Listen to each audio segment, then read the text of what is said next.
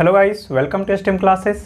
जैसे कि आप सब जानते हैं कि इस चैप्टर का यानी कि क्लास 10 का मैथ चैप्टर 6 का ये 8वां लेक्चर है। 7 लेक्चर हो चुका है। इस लेक्चर में हम लोग सीखने वाले हैं एक्सरसाइज 6.2 का क्वेश्चन नंबर 4। लास्ट वीडियो में हम लोग सीखे थे क्वेश्चन नंबर 3 को कैसे सॉल्व किया जाता है उसके बारे में। आइए हम देखते हैं क्वेश्चन नंबर 4 को कैसे सॉल्व किया जाता है। तो क्वेश्चन नंबर 4 हम सॉल्व करना शुरू करें इससे पहले आप वीडियो को लाइक कर लीजिए। अगर आप मेरे चैनल में पहली बार आए हैं, इस चैनल को पहली बार विजिट कर रहे हैं तो चैनल को सब्सक्राइब कर लीजिए और अपने फ्रेंड के साथ शेयर भी कर दीजिए अगर आप कुछ इस वीडियो से सीख पाते हैं तो, अदरवाइज रहने दीजिए। आइए देखते हैं कि क्वेश्चन नंबर 4 क्या है, उसके बारे में जानते हैं, समझते हैं, फिर सॉल्व करते हैं। आकृति 6.19 में ये आकृति रही। इस आकृति में DE समानांतर AC, ये है DE समानांतर AC और DF समानांतर AE है। तो सिद्ध कीजिए कि BF बटे F ही बराबर BE बटे EC है। लास्ट क्वेश्चन बनाए थे जिस तरह से, सेम उसी तरह से है। और ये क्वेश्चन भी किस पे आधारित है? थेल्स प्रमेय पे, यानी कि प्रमेय 6.1 पे। जो थेल्स प्रमेय को यानी कि प्रमेय 6.1 को अच्छी तरह समझ गए हैं, जान गए हैं, उनको ये सब क्वेश्चन करना आसान हो गया होगा, उनके लिए समझना भी आसान हो जाएगा। तो अगर आप समझना चाहते हैं अच्छी तरह से तो थेल्स प्रमेय को देख लीजिए। लास्ट वीडियो में हम बताए हुए हैं, वहाँ से आप देख सकते हैं, समझ सकते हैं। फिर आइए इस क्वेश्चन पे, आपको मज़ा आने वाला। जो बच्चे शुरू से हमारे साथ बने हुए हैं उनको तो ये एक्सरसाइज करना सबसे आसान हो गया होगा। तो देखिए इसमें दिया क्या हुआ है। तो इसमें भी सिद्ध करने के लिए कहा गया है। तो हम कल ही बोले थे, लास्ट वीडियो में कहे थे आपको कि अगर ये सिद्ध करने वाला अगर मामला आए तो सबसे पहले हमारा क्या काम रहता है कि जो हमें दिया गया है उसको पहले लिख लेते हैं, फिर क्या करते हैं जो सिद्ध करने के लिए कहा गया है उसको लिख लेते हैं, उसके बाद फिर हम लोग प्रमाण पे आ जाते हैं। तो पहला काम हमारा क्या रह जाएगा, तो यहाँ लिखेंगे जो हमें दिया गया है उसको। तो हमें दिया क्या गया है, तो दिया है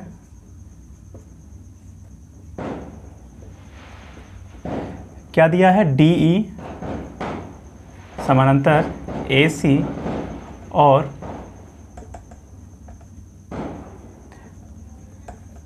DF समानांतर AE, ये हमें दिया गया है। तो आगे हम क्या करते हैं, दिया हुआ के बाद हमें जो सिद्ध करना होता है उसी चीज़ को वहाँ नोट करते हैं। तो हमें सिद्ध करने के लिए कहा गया है ये, तो यहाँ लिखेंगे सिद्ध करना है।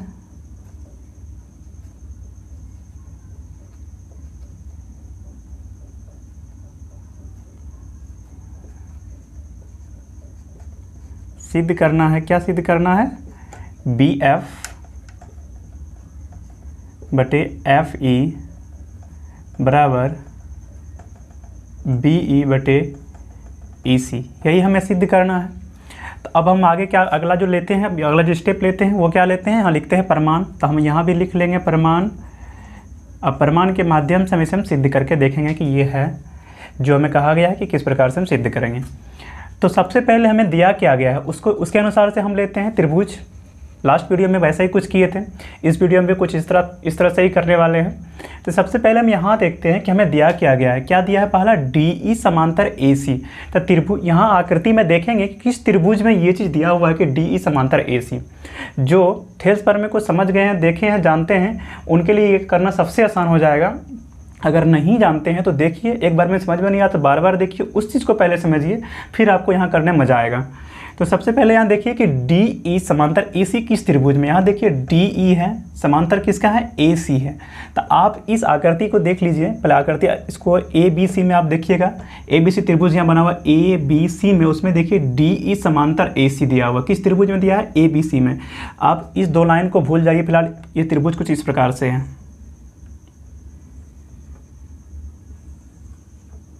ये A है, ये B और ये C। तो यहाँ क्या कहा है, DE। तो DE यहाँ क्या करेंगे, DE समांतर, ये लाइन DE वाला खींच लिए यहाँ, तो यहाँ लिख लिए DE। अब देखिए समांतर AC, ये है ना त्रिभुज ABC में DE समांतर AC है, यानी कि ये किस में दिया हुआ है, त्रिभुज ABC में दिया हुआ है। तो यहाँ हम क्या लिख लेंगे, त्रिभुज ABC में, त्रिभुज ABC में क्या दिया हुआ है, DE। तो इधर लिख लेते हैं क्योंकि जगह कम है। तो यहाँ क्या दिया हुआ है वो लिख लेंगे यहाँ,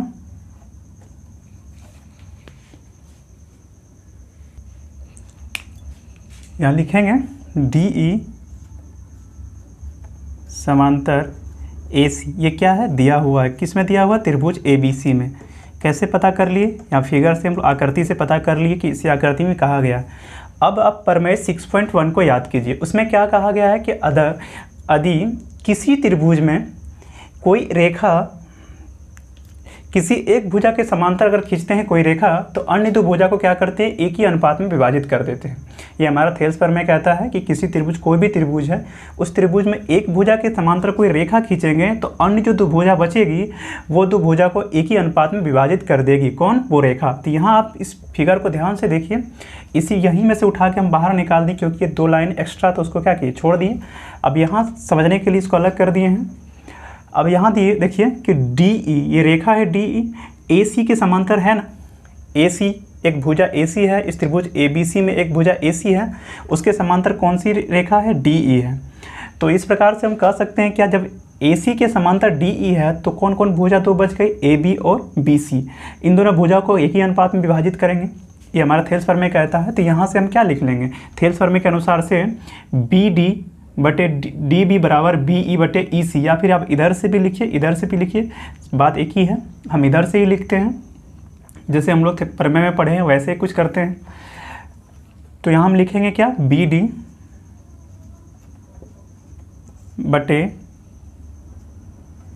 DA, BD बटे DA बराबर क्या हो जाएगा, BE बटे EC। ये कहाँ से आ गया, प्रमेय 6.1 से, या फिर यहाँ लिख सकते हैं थेल्स प्रमेय से। ये क्वेश्चन 1 मान लीजिए। अगला भी करते हैं। अगला और एक दिया हुआ है DF समांतर AE, तो यहाँ फिर से एक त्रिभुज को लेना पड़ेगा, इसको हटा देते हैं, इसको समझाने के लिए सिर्फ हम किए थे। अगला एक और दिया हुआ है DF समांतर AE। अब देखिए DF समांतर AE, अब त्रिभुज कुछ इस प्रकार से बना हुआ है, ये देखिए।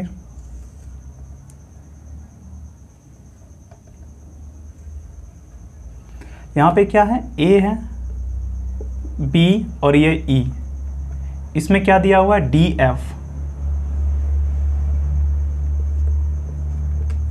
DF समांतर AE। बस इसी त्रिभुज में, कौन किस त्रिभुज में, ABE में क्या है, DF समांतर AE। तो कौन सा त्रिभुज हम लिए हैं, तो यहाँ क्या लिखेंगे, त्रिभुज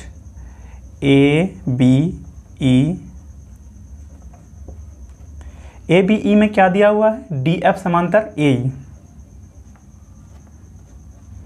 DF समांतर AE हमें क्या है, दिया हुआ है।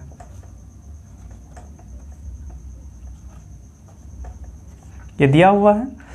अब इतना करने के बाद फिर वही चीज़ जो पहले किए रिपीट वही करना है कि किसी त्रिभुज में एक भुजा के समांतर कोई रेखा होती है तो फिर अन्य दो भुजाओं को क्या करते हैं, समान अनुपात में विभाजित करते हैं। यहाँ से फिर से हम क्या लिखेंगे, BD बटे DA। अब इस भुजा को उसी अनुपात में विभाजित करेंगे, बराबर क्या हो जाएगा, BF बटे FE। इसको इक्वेशन 2 मान लेते हैं, इसको हटा देते हैं। अब ये दोनों इक्वेशन को आप देखिए, आपको एक चीज़ दिखाई देगा कि यहाँ पे देखिए लेफ्ट साइड में, दोनों इक्वेशन का लेफ्ट साइड में आप देखेंगे तो एक चीज़ आप पाएंगे कि दोनों का लेफ्ट साइड क्या है, बराबर है, इक्वल है, एक ही चीज़ दिया हुआ है। BD बटे DA इसमें यहाँ इक्वेशन 1 में भी है और इक्वेशन 2 में भी क्या है, लेफ्ट साइड में BD बटे DA। और हम सभी जानते हैं, पहले से जान रहे हैं कि इक्वेशन में अगर लेफ्ट साइड बराबर है तो उसका क्या होगा, राइट साइड भी बराबर होगा। अगर राइट साइड बराबर है तो क्या होता है, लेफ्ट साइड भी बराबर होता है। ये चीज़ हम लोग पहले भी डिस्कस कर चुके हैं, जान चुके हैं। तो यहाँ हम लोग क्या कर लेंगे, दोनों इक्वेशन को क्या करेंगे, तुलना करके देखेंगे। तो क्या हमको मिलेगा कि ये BE बटे EC बराबर क्या होगा, BF बटे FE। जो हमें सिद्ध करना है वो आ जाएगा। तो इक्वेशन 1 में हम क्या देखें कि BD बटे DA इसमें भी है और इसमें भी, यानी कि लेफ्ट साइड बराबर, इसका मतलब इसका राइट साइड भी बराबर होगा। तो जो हमें सिद्ध करने के लिए कहा गया वो यहाँ से मिल जाएगा। तो क्या करेंगे, समीकरण 1 तथा 2 से, समीकरण 1 तथा 2 से हम क्या पाएँ, ये किसके बराबर हो जाए, इसके बराबर हो जाएगा। तो यह हम क्या लिख लेंगे, BF बटे FE बराबर क्या हो जाएगा, ये वाला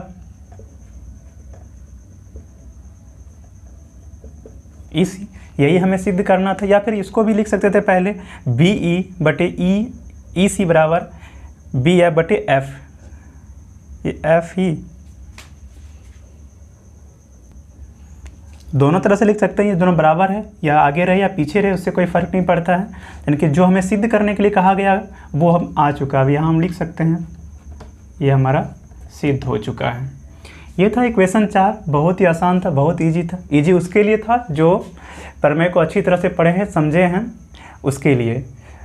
आप समझते हैं इसका नेक्स्ट क्वेश्चन, जो क्वेश्चन नंबर 5, उसके बारे में, वो क्या कहता है और कैसे उसको सॉल्व किया जाता है। नेक्स्ट क्वेश्चन, क्वेश्चन नंबर 5 हम अगले वीडियो में समझेंगे। आज की वीडियो में यहीं तक, मिलते हैं फिर नेक्स्ट वीडियो में। अगर आपको वीडियो अच्छी लगी हो, कुछ सीख पाए हैं, कुछ समझ पाए होंगे, तो वीडियो को लाइक कर देना और आगे अपने फ्रेंड के साथ शेयर कर देना। चलिए आज के लिए इतना ही, थैंक यू, मिलते हैं नेक्स्ट वीडियो में।